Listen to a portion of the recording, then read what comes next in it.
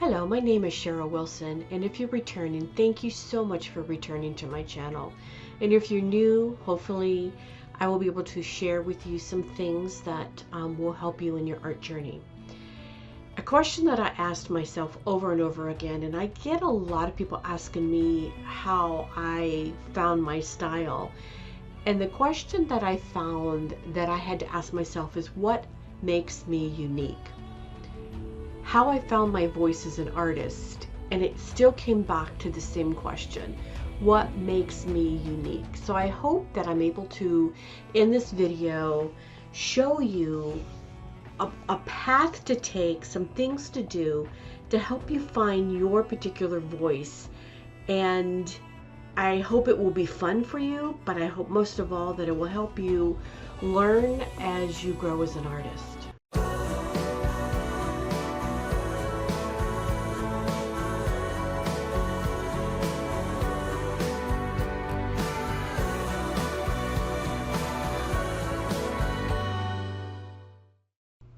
I wanted to share with you a video on finding your unique voice. This is from my perspective. This is how I have found my voice as an artist. And I thought by sharing this with you, it will help you. I used to wonder how to find my unique voice in my paintings, and I would struggle for months, and I'd become so discouraged. And as I grew as an artist, I learned from painting and practicing and painting and practicing. I learned from other artists how they found their voice. But I knew I had to learn my voice, my style, my loves. As I became more confident in my process, the more risks I would take. And then I noticed that I was using some of the same marks over and over again. I was learning my voice. I was learning my uniqueness. So I started writing down the things that I loved. I noticed that the marks that made me happy, I'd reuse them. I wrote that down. I was noticing the tools that I would grab and the pencils and the marks I would make. So I started a list of these marks, tools, techniques, symbols, and practiced and practiced and practiced. I did well over 100 little paintings, probably 200 or so. As I noticed a mark I loved, I would use that mark again. When I used a tool that I loved, I would use that tool again. When a technique made me do a happy dance, I would say, I used that technique over and over again. I was learning my voice, my unique style, what made my paintings mine. No matter if I did a landscape, small art, large art, I used that process in all my paintings. No matter what color I painted and what paint thickness I used, it was the same processes over and over again that I would use. And I was learning what I loved and what made me me. So how can you start to find your voice? Start by taking note of the things that you love in your paintings, your marks, your colors, your textures, the tools, symbols, and then start writing them down on the list. I call it my things I love list. Write down, for me, it's lines, circles, the infinity symbols, graffito, dots. I have probably 20 as of right now. Then start practicing again and again. And as you learn more marks, techniques, keep your list going. This is what made me grow mine.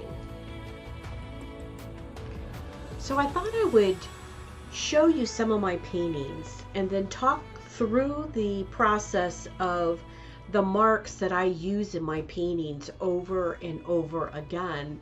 And you'll see a reoccurring theme in my paintings as to the techniques and the styles that I use. In this painting, I use lines, drips. You'll see that down in the lower left-hand corner. Dots in a couple places, either dots that I've added myself through mixed media or with a spray. Spray painting with stencils, circles, the use of black and white as a contrast, and different size shapes against each other. Here's another painting. It's just a 10 by 10, but you'll see in here is a very deep texture. I use a lot of texture in my paintings from different types of mediums. You'll see that on some of my videos. Marking in wet paint, the usage of black and white as a contrast, different shapes, just different marks on the painting. I love lots of marks, lots of movement with the marks.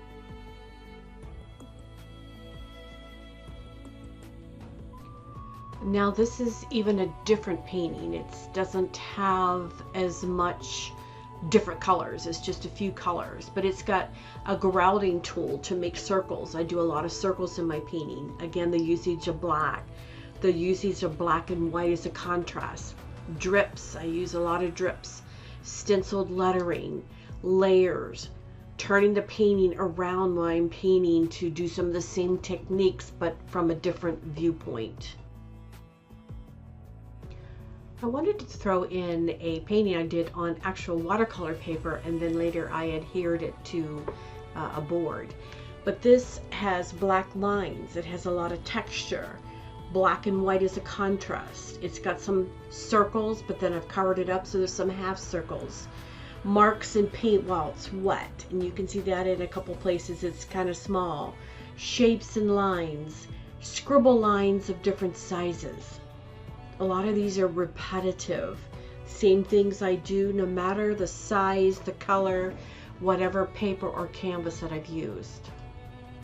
In this painting called the Vase of Dots, I have, again, a lot of the same things, but this is very heavy on mixed media. The whole pot at the bottom is a piece of paper that I did the dots on. Again, it's the use of black and white as a contrast with each other. It's got some splatter.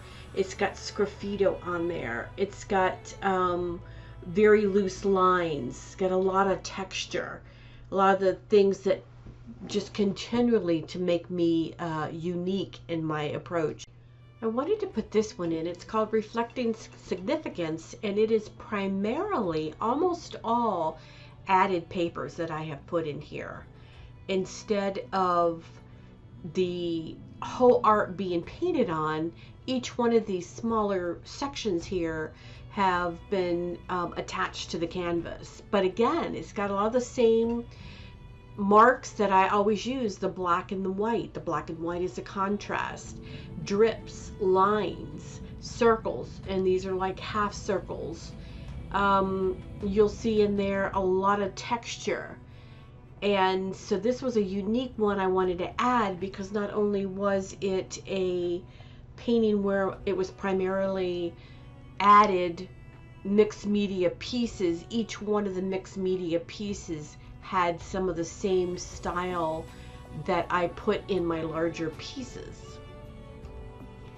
I wanted to add this piece in, Haven't Got an Angel Today, as it was one of the very first pieces I did as an artist. But you'll notice that even then I was doing some of the same marks that I continue to do today, and I was taking note. The circles, always put the circles, lines, the lines, the kind of sporadic lines all over the place, the dots, using black as lines. And because I did not at the very beginning really understand that these marks were important to me, I continued to use them until I learned that these unique marks were marks that I loved, and therefore are the ones that I still carry on today in my paintings as a more mature artist. As I share with you my last painting, No More Fightin', this is a 24 by 12. Again, it's one of my earlier pieces, but it's after I really started to understand the marks in a painting that made me unique and the things I love. This has circles, it has lines in it, it has lines, a lot of movement, it has marks in wet paint, it has a black mark in it. So what I learned as I went through my process of practice and practice and practice and marking down what I loved, I became, in my opinion, a better artist and enjoyed my process and my painting so much more after I learned this about how to record the marks and the techniques that I used as an artist. So as I end this video, this is just a snapshot of my webpage, and I'd love for you to go out and look at my art. Support me as an artist as I grow just by letting me know that you're here. I'd love for you to subscribe, and I will answer any question that you ask me, but I shared with you my website so you can go out and look at the paintings that I have done and see some of these same things over and over again. And I hope that you're able to use some of the things I've said in this video to help you as an artist grow into an artist, making the marks, using the techniques and the tools that you love, and keeping track so that you can continue to use them. So when people see a piece of your art, they start to recognize who you are as an artist.